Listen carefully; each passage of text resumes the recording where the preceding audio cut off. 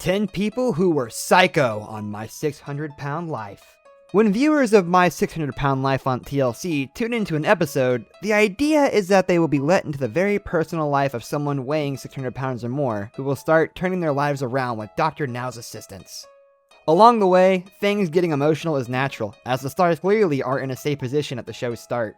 So, a little bit of drama is expected, as is maybe a little conscientiousness here and there, as the stars of the series face the daunting challenges that stand in the way of their loss of weight. But once in a while, some of the patients on My 600 Pound Life throw a curveball, causing quite a bit more disruption and difficulty than their more compliant, less cantankerous counterparts. Whether it's picking fights with Dr. Now, sneaking food and lying about it, or refusing to change at the expense of their entire family, these sometimes belligerent individuals can cause a mountain of problems. So, who among the stars of My 600 Pound Life can call themselves the most controversial? Here's the dirt on the biggest offenders. Penny SAEGER wanted an easy out. Penny SAEGER appeared on the show in the earlier part of Season 2, rendering her one of the reality show's OGs. But unlike her fellow co-stars that season, such as Jalynn Whitworth, Christina Phillips, and Paula Jones, SAEGER didn't comply with Dr. Now's diet and exercise plan. Although she did drop 40 pounds while hospitalized at the beginning of her episode, which qualified her for weight loss surgery, that was the only weight loss documented for SAEGER. In fact, by the end of her episode, she managed to gain weight after surgery, which is pretty mind-blowing. Things weren't much better in her follow-up episode, in which SAEGER claimed she was doing much better and seeing improvements in her health. Of course, Dr. Now didn't agree with that assessment, and matter-of-factly explained that SAEGER is addicted to food and is delusional about any imagined progress. Shanae Murray didn't want to give up food. When viewers first met Shanae Murray on the show, she was deeply sad about suffering through 2 miscarriages, which is 100% understandable. According to the American Psychological Association, that experience can be extremely traumatic to not just the person who endures it, but her partner as well. Given that she was also sexually abused by a cousin when she was very young, it's no wonder that she turned to food for comfort. But there was hope, as Murray went to Dr. Now to help her get both her life and her weight back under control. But alas, she was unwilling and unable to stop compulsively overeating. Despite her claims of gaining water weight, something Dr. Now pointed out was clearly not the case, Murray was never approved for weight loss surgery. She continued to eat foods that were not on Dr. Now's program, including a famously illicit pizza, and never dealt with her underlying emotional issues. Angela Johns felt like she was being punished on My 600 Pound Life. Season 7 of My 600 Pound Life brought longtime viewers of the show one of the most controversial stars in its history, Angela Johns. Like others on the show, Johns has a tragic backstory involving sexual abuse, rape, drug addiction, and even prison time. As a result of her multiple traumas, Johns turned to food for comfort, eventually weighing in at 643 pounds by the time she sought Dr. Now's help. But not only was Johns downright combative with Dr. Now during her episode, she claimed he was, quote, punishing her, and said his program was, quote, bullshit.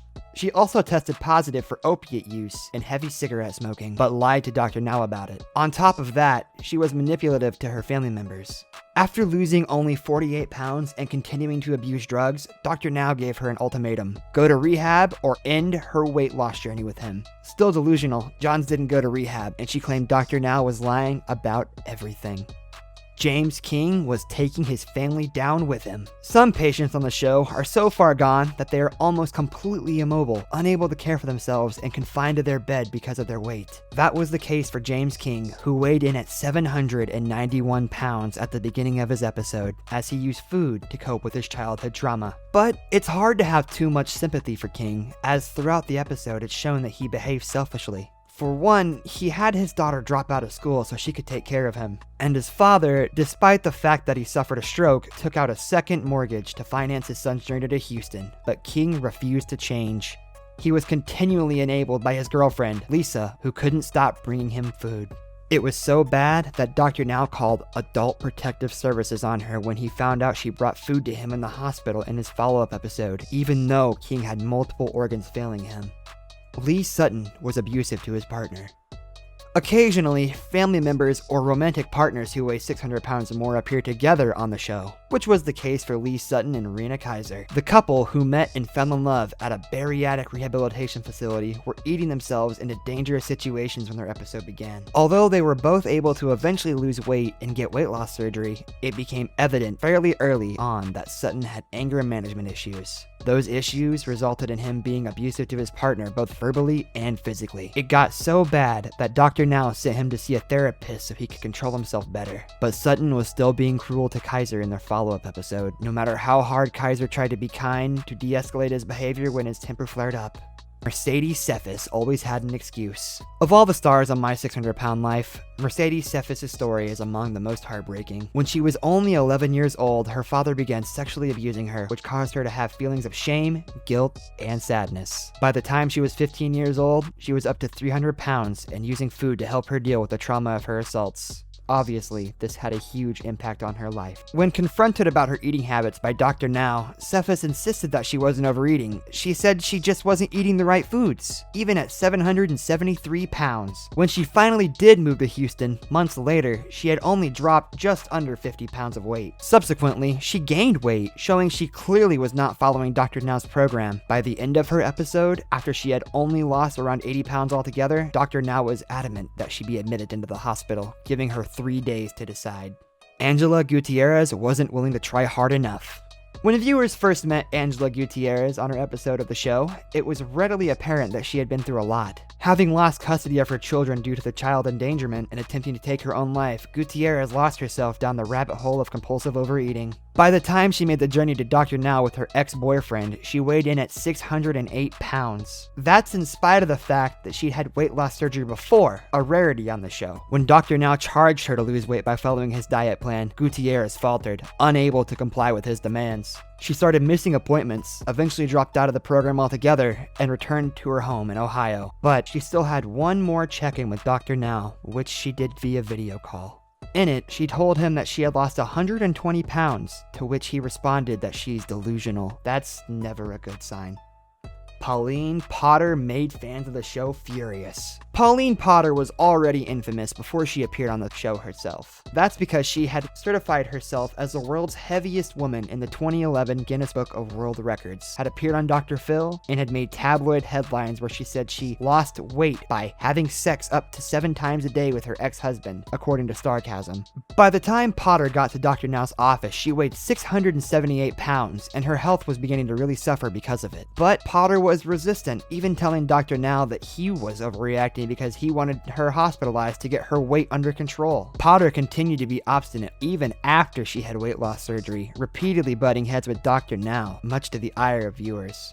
Cynthia Wells wanted to do things on her own. When the cameras started rolling for Cynthia Wells' episode of the show, her loneliness was palpable. But as a single mom of 5 children, she also had a ton of responsibility, something that was becoming more difficult because of her weight. At 610 pounds, Wells was becoming less motivated to leave the house and more exhausted when she had to move. When it came to following Dr. Now's program, however, Wells wasn't willing to be compliant for very long. She managed to earn herself the reputation of being one of the more bullheaded stars of My 600 Pound Life during her tenure on the show, at one point calling Dr. Now's program bullshit and returning home to Oklahoma City. By the end of her episode, Wells' weight loss had stalled and she was deep in denial about her emotional eating habits. Lisa Fleming had maggots living in her skin. Lisa Fleming started gaining weight when she was a child, thanks in part to a very punishing mother. But it was after she witnessed her brother's murder that her eating truly spiraled out of control, with no end in sight. By the time she signed up for My 600 Pound Life, she weighed over 700 pounds and was unable to take care of herself as she was confined to her bed. As tragic as her backstory is, that's not what made Fleming so controversial. It was more of the discovery that she had maggots living in the folds of her skin that made her notorious, something that she should have used as a wake-up call. Instead, after losing weight under medical supervision, Fleming returned home and went back to her old habits. Eventually, Dr. Now dismissed her from his program as she refused to comply with his orders. Tragically, Fleming passed away at the age of 50 on August 23, 2018, according to page 6. She is remembered lovingly by her family.